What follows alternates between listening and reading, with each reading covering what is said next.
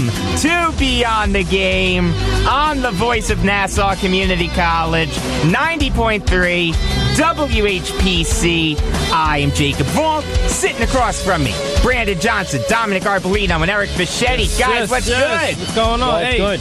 Like I was mentioning before the show even came on, I was mad. I was disappointed we couldn't come here on a Friday and talk sports. But, I know. We're here today. I know, especially wild card weekend. Yeah, wild card weekend. I was so upset. I'd have driven in the snow. I'm a New Yorker. I can drive in the snow. This is what we do. Exactly. But hey, we're here today, right? It's all right. The number to call if you have something on your mind is 516-572-7440. We do have a great show planned for you.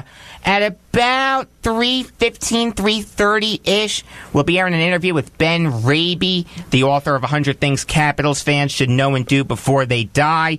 Right before that, we'll be giving away some Monster Jam tickets. You're going to want to stay tuned for that. I loved Monster Jam growing those up. are the monster trucks, right? Yes, that is actually like an event like you need to call in for. Of course. Oh, okay, we have a caller. Let's see that is a caller, but I wasn't giving away the tickets now. Yeah, no. If you want to really talk quick. sports, that's fine. But You want to wait a half hour to call back in? that's funny. Dominic, what's going on? Dominic, are we good? What's going on? He wants to talk about sports. He wants to talk about sports? Okay. Yeah. All right, caller, you're on Beyond the Game. How are you? Hello. Hey, how are you? This is TJ from NJ. Hey, TJ, you startled us. How are you? Startled you? Wow. You did. So, Happy New Year. Happy New Year to you, Happy too. New Year. You too. Thanks. So, tell me, what are you guys looking forward to? What are your thoughts? What should we look out for in tomorrow's Ranger-Islander game? Michael Dalcol. Right? Well, I'm going to be there. Look for an obnoxious Islander fan to get thrown out by Garden Security. You're out of here. Yeah, exactly. Is that a Charles Oakley joke? No, it's just an I'm a jerk joke. If you want to expect something, I'm going to tell you this. If you're a Rangers fan, you're going to be happy because I really don't think the Islanders are going to win that game. I understand the rivalry is so huge between these two teams that it can go either way. And the Islanders actually have they won I believe 7 out of the last 8 meetings between. I can be wrong on that. It's a big number. It's around there. What's the chant with the Islanders? The Islander fans chant, "You can't beat us," and the Ranger fans chant, "Make the playoffs." Ba, Yeah. ba, ba, ba, ba.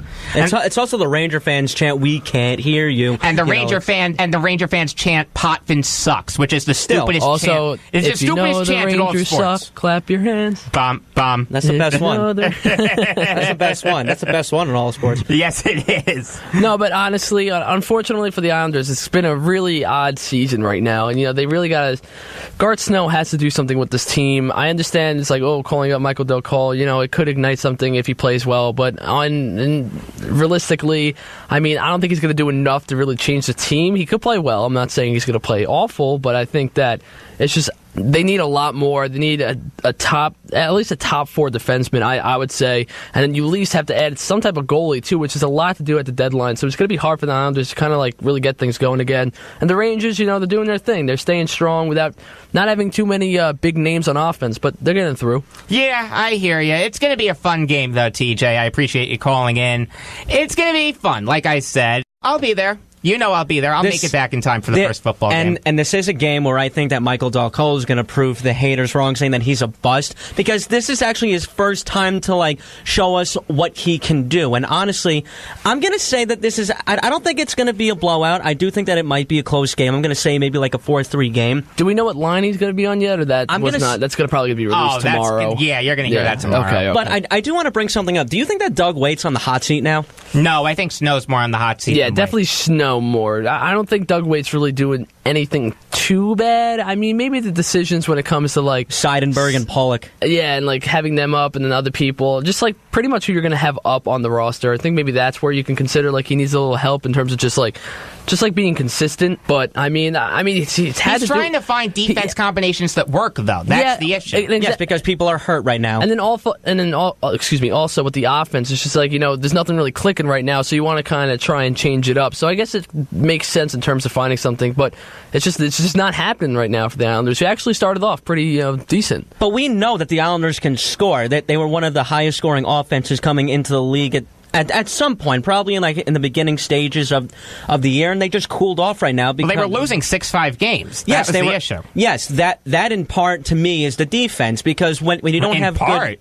Good, yeah, wholly, I would say the defense. And now they can't score at all really that much. And honestly, I would have to say that Yaroslav Halak is actually playing decent right now. But without the defense and the scoring, it's nothing he can do. He's standing on his head. You know what, guys? It's been 6 minutes. We haven't gotten to football yet. I'm sorry. I just really want to talk football. It's fine. We'll get there later, right? We love football, right? Absolutely. And plus, Brandon's sitting over there. He's giving me the evil eye. No, not at all. I sit and watch and learn and listen. Trust me, I don't. We'll get to the playoffs a little later. There were a couple news stories I wanted to hit on first. According to Manish Mehta of the Daily News, the Jets would let John Morton go to the Raiders if John Gruden wanted him. This is despite the fact that the Raiders have the excellent Greg Olson as their offensive coordinator, partially responsible for Blake Bortles' success.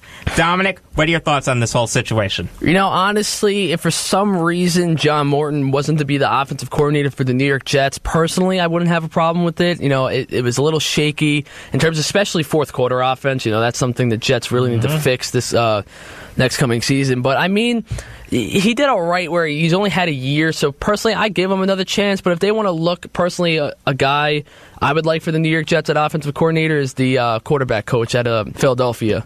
John DeFilippo? Yep.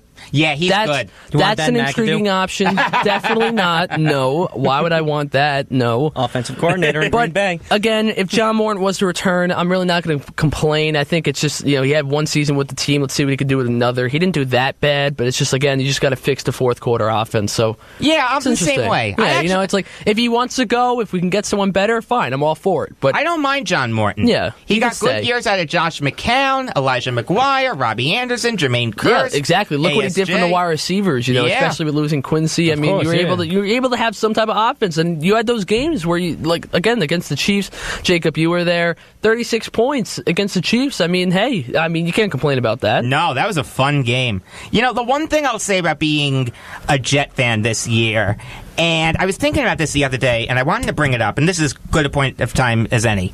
There was no point in the season where I had hope except the second half of the Jet-Patriot game in Week 6. That was the only time I had hope. But then when the Jets blew that game, it's like, yeah, they're 3-3. We knew this was going to happen. The refs, maybe messed them a little bit too, but that's a whole other situation that we already beat down to death. Yeah, exactly. But as a Giant fan, you guys had hope. It was harder for the Giants because you had that hope, and it just got snatched away from you by the morons that were Ben McAdoo and Jerry Reese. Oh, yeah. But as a Jet fan, Dominic, am I crazy that we never had hope until Week 6, no. The second half? Realistically, they had Week 7. You didn't have any hope. You won when the Jets won 3 straight, and then you had a promising game against the Patriots, and even after that game, yes, the Jets did blow it. Obviously, you had that controversial touchdown call at Austin Seferian-Jenkins. Wait a minute, the Patriots were involved in a controversial call? Yeah, don't. All season long, they've been in. But yeah, they really have. But even after that game, they still had that shot for the playoffs. But unfortunately, I would say I lost all hope for the playoffs right when they blew it against the Buccaneers. After. Okay. Yeah, I remember that. You were saying that. You waited a little longer than I did to give up hope. Yeah, and I was like, 'cause again, you almost beat the New England Patriots, and the way it happened was unfortunate, but you almost did. But then, and then the game against the Bills was really promising, just at home. Luckily, I was there. It was just just total domination by the Jets defense, and the offense played great. So how many games did you go to this year? I only went to one. Okay, same as me. All right. So the Texans hired Brian Gain to be their GM. Before this, he was Buffalo's vice president of player personnel since last year. Eric, what do you think of the hire? Honestly, I thought this hire was made out of unfortunate circumstances because Rick Smith, the general manager for the Texans before Gaines, had to take a leave of absence because his wife had breast cancer. Just as a quick aside, and I'm not doubting the fact that his wife had breast cancer, but it's very convenient that his wife had breast cancer because he was going to be fired at the end of the season. Well, because Bob McNair likes Bill O'Brien. No, I understand that. I like Bill O'Brien too. I know that Bill O'Brien and Smith clashed a little bit, but the Texans still had a promising season with Deshaun Watson at the helm of quarterback, Yes, too. they did. So if Deshaun Watson didn't get injured and the Texans ultimately made the playoffs, which I picked them to do, I picked the Texans I could have to seen make it the if he would have playoffs. stayed healthy. Of course, I think Yeah, so. so I thought that if Watson was healthy throughout the whole season, the Texans made the playoffs, I could have seen Smith staying, but I really do think that this was made out of unfortunate circumstances, being that his wife had breast cancer, but ultimately he was probably going to be fired anyway, and, this is just an expected move. And now I'm hearing that Bill O'Brien wants some more role in terms of like with the management, with the team and everything, which I was never really a fan of any coach doing that. I feel like you're a head coach, that's not your job, you should stay away from that. I don't really like when head coach asks permission to do that, unless you're maybe Bill Belichick. Yeah, I was just about to say John that, Gruden. yeah. Well, But you know what, the John Gruden situation, Still not I'm happy really about his not in contract. favor of. Yeah, I really don't like it. He's I mean, overpaid, but you overpaid. have 10 years. And they violated you the have an Rooney Rule. elite head coach, and he's going to put butts in the seats in Vegas. Yeah, I but hope so. They hope. violate the Rooney Rule. I mean, you just going straight to John Gruden. you don't know yet. They're looking into it. That's a good, whole guys. other story developing. I'm glad you brought that up. The I one think thing that's I'm an going to say important thing about to talk about. the one thing I'm going to say about the Rooney Rule is it's a sham rule. It's not enforced. Let me ask you something, Yeah, Brandon. go ahead. If John Gruden said to you, Okay. "I want to coach your team," wouldn't you move heaven and earth to get him? Yes, I would definitely put him in the option, of Regardless course. of- But I should still think that we should have other candidates too try to come towards us. They did interview two other guys, though. Granted, they were sham interviews, but they still did it. The Giants were the subject of it a few years ago with Perry Fewell. He was always getting interviewed because he was African American. Yeah. The Rooney Rule is a sham rule. It really is. It needs to change. I'm not sure what needs to happen, but the fact that Bobby Johnson or Jackson, the Raiders tight end coach, and T. Martin were getting these token interviews, people have every right to be upset over it. It was really a sham. Yeah, and it's just like they hopped straight to John Gruden. I mean, I thought Jack Del Rio was the guy. I mean, he had a playoff appearance last year. I mean, granted they had a bad year this year. But it's come again, on. though, when you have John Gruden available to you, don't you want to take Of course, it? but I do. But it's just like, who knows if John Gruden is going to be the same coach from old? He's a great analyst. We can't count him out from that. But just come on, man. I have a lot of faith in John Gruden. I think really the do. Raiders So are you just like the jumping deal? too fast. Say that again? So you like the deal? It was an overpay. I understand why they did it. I think John Gruden will do very good things in Oakland and Las Vegas. I'm just upset about no Gruden quarterback camp anymore. I like that show. Yeah, it was That was a good. good show. And now I think Derek Carr might have the best season ever. You never Yeah, know. We'll see. he could. He could. He really could. With John Gruden and Greg Olson there, he has all the tools to succeed. Yep. So the divisional round of the playoffs will start tomorrow. With that in mind, I'll go through each game and we'll make our picks. Sound good, guys? Of course. Looks good. Let's do it. All right, and we'll start with the Battle of the Birds. Falcons-Eagles. Who do you guys have? Falcons. I Not going to agree win with with you. Nick Foles and the Where'd Nick Foles go to college? No one look it up. Arizona State. Close. Arizona. Very good, Brandon. Okay, yeah. Good You got job. you But got the state I just right. luckily. But I think the Falcons showed they're not joking around again this year after beating the Los Angeles Rams like they did, and Coach McVay said it perfectly. I don't think it was the lack of inexperience of the team. I think it was just poor playing by the team. They just had one of their worst games. In terms probably of the year, honestly, in terms of with Jared Goff, and just nobody really making the big plays. So It's also that they didn't have that, Eric, you'll appreciate this, veteran on the team with playoff experience. It's also that experience is the best teacher. Yes. And although that the Falcons were not the same team that went to the Super Bowl last year, honestly, they had an off year. But they came out swinging against the LA Rams, and it was a game they needed to win. This momentum's going to carry them through Philadelphia, and I think the Falcons can come out with this one. And it's not like the Rams embarrassed themselves No, they either. didn't. exactly. Just the Falcons played better. Yeah, exactly. And it's unfortunate for the Eagles too, because if they had Carson Wentz under center, I would 100% Eagles would've won. choose the Eagles. Yeah, exactly. But We also with don't Nick- know what Nick Foles we're going to see. All right, yes, but at the same time, it's He just doesn't like have Chip Kelly as his head coach, though. That's and it's the just thing. I don't know. It's just not that convincing. It's really I just don't. I agree with you, Dominic. I'm picking the Falcons. I feel like this is what the Eagles are looking forward to because we're sitting here saying, oh, they can't do this, but you never know. That could fuel a If lot they of teams. do, good for them. I'll be happy for them. The enemy of my enemy is my friend. The Giants are the enemy of the Eagles, so I guess by that logic, I'm rooting for the Eagles.